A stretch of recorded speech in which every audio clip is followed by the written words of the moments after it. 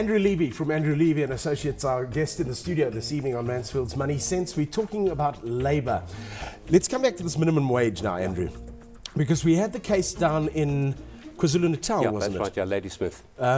Just bring us up to brief there, what happened? What actually happened there was a whole load of textile clothing factories which were operating on a wage which was below the minimum wage for the bargaining council.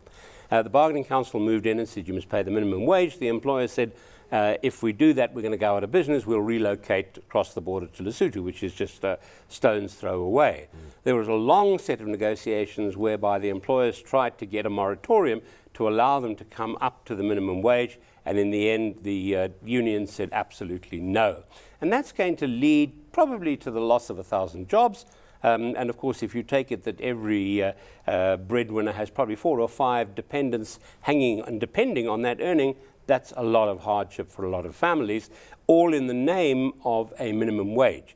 Now, and at some point, you've actually got to say, wait a minute, is it better to have 1,000 people in work and 5,000 people with some income and sustenance at a wage lower than we would like, or is it better to have 5,000 people with no income at all, but securing the fact that if they were ever to work, they would get a high minimum wage? I mean, there's no question in my mind as to what the answer to that ought to be. But the people who were employed there were, in fact, saying, we're happy to work for this wage because at least we're getting that money. So you now have 1,000 people, or 5,000 people, now in the social system where they probably drawing social grants, so that's it's another drain on the fiscus. The thing is indicative, and it's a good example of one of the issues in our labour environment, which is consistently number one on either the recommendations for improvement or the criticism of the existing from bodies like the World Bank or the OECD, etc. And that is the system of centralized bargaining in South Africa. Now, we have a situation where across industries, in most cases, you have a centralized body called a bargaining council that sets a wage. It's usually comprised of the biggest employers, the biggest unions, and that wage is then extended as the minimum wage to every player in the business, no matter how marginal or small they might be. Now, the fact of the matter is that throughout the world since the 70s, every single country in the world has decentralized its collective bargaining. They may have moved from reasonably decentralized to more decentralized, relatively centralized to somewhat decentralized. We are the only country in the world that's gone the other way. And the only basis that you can justify centralized bargaining in a world of international competition is if you have transnational collective bargaining. In other words, everyone in the world pays the same wages, which of course is an absurdity. That's right. So we are at a huge disadvantage. But unfortunately, this thing is a large sacred cow for the union movement, and they just take the view, particularly in that industry, in the clothing and the textile industry, that they are not prepared to make exceptions. Now, it's not rational to your and my frame of reference, but I'm sure one of the unions, were they here, would simply say, no one should, earn less than this particular wage. And if individuals have to suffer hardship, well, it's for the greater good. I don't see the logic myself. How is it then, if we're going to look at this internationally, that it would appear to me that other countries who have a labour movement backing one of their parties seem to get on, they seem to compromise, but there doesn't seem to be that compromise in South Africa. It always seems to be government that's giving in all the time. One of the problems that we have is that, concomitant with centralized bargaining, you have strikes across whole industries. Now, that's very rare elsewhere, but our system militates towards that. So, what have we had? We have got coal and gold at the moment. We've just finished petrol. We've had metal. We've got a number of others in the pipeline right across the industry. That's a function of our bargaining system. The minute you decentralize, government has far less to do with it, and it's the individual firms, and bargaining relates much more to the economic circumstances of that firm, and at least you can talk about productivity in the give and take, because it's happening in my factory. There's no way you can link wages to productivity on a national level. So we really are at a major disadvantage, not only internally, but vis-a-vis every single country that doesn't bargain centrally. And, you know, we no longer in South Africa have to beat ourselves with the fact that we pay starvation wages. We don't, in comparison to many other countries. Of course, people would like to earn more. I mean, that's quite understandable. But, you know, by and large, the starvation wages, you know, you sort of give them a grain of rice a day like they do in China and chain them to the workbench. We don't do that anymore.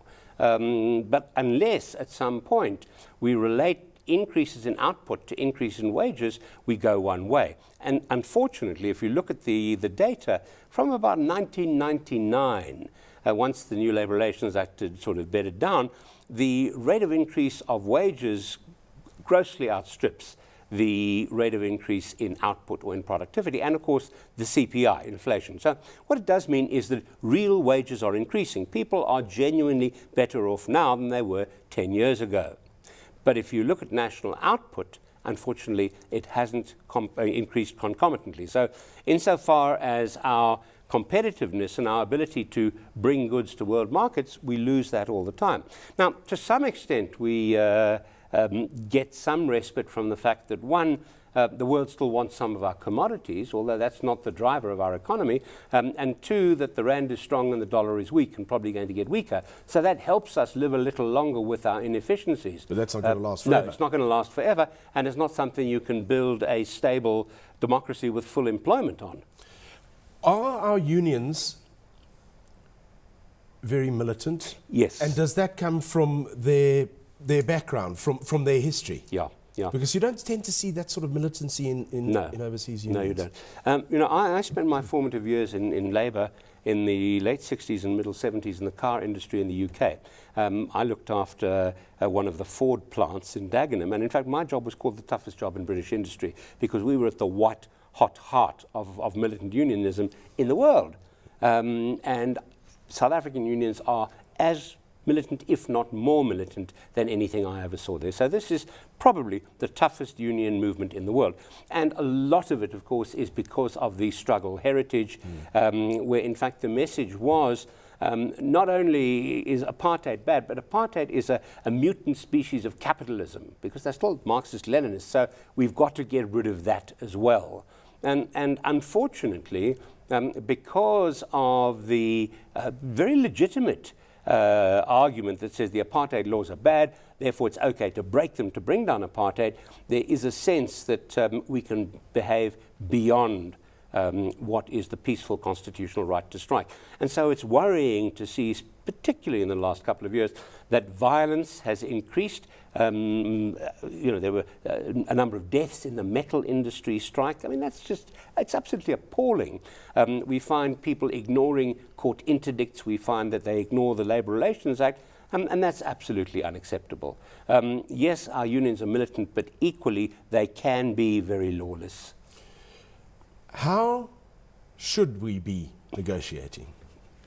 Well, you know, that's so difficult to answer, because if I knew all the answers, I'd be, you know, a billionaire. Absolutely, or I'd be running the country.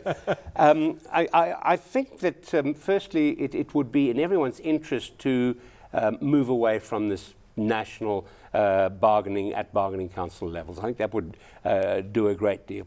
Secondly, I think that we need to develop some competent union leadership where there is an understanding of the economics of the case, where there is an understanding of the broader picture, because I think that many of the union leaders do not, and I'm talking particularly at local level or shop floor level, do not understand.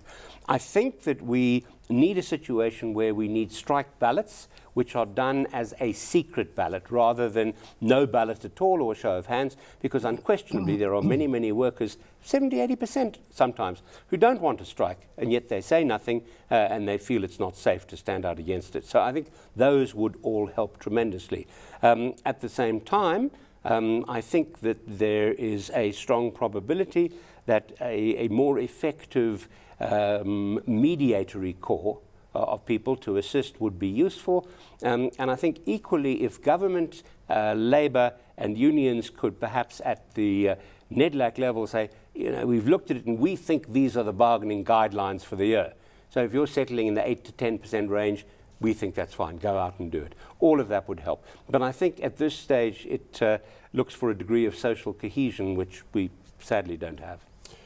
Because in the long run, if this continues, we surely are going to see more unemployment. Yes, we are. Because private sector will have to start shedding jobs. Yes, and they're doing so. And of course, whenever they make the decision of, you know, I'm going to create a business or an opportunity, do I want to create jobs or do I want to have capital intensity? It's, you know, there's no question. So we're not creating jobs on that basis.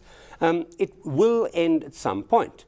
I don't know when. And normally it ends when the guy on the factory floor says, I've had enough. You know, I come to work, I just want to earn 4 weeks' pay because that's what I need and I don't want to be on strike all the time. And at some point, that changes. I think the other thing which would be useful, but again, I think it's a political issue, would be to revisit some of our employment law as far as the statute is concerned.